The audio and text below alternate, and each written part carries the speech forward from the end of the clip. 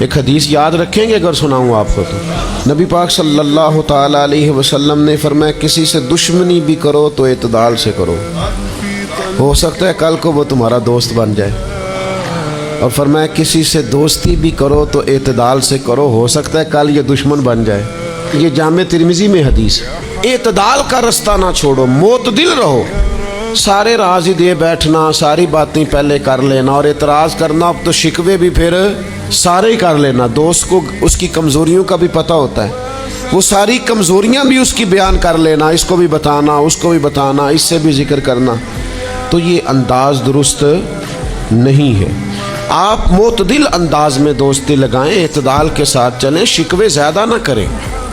اعتراض زیادہ نہ کریں، وہ بے وفا ہی صحیح پھر بھی یار اپنا، چلو اس میں کمی ہے، وہ اس میں بے وفائی ہے، پر سجن تو اپنا ہے نا، تو دوستی ہماری ہے اس کے ساتھ، اس کی يا من حليت حياتنا بالإيمان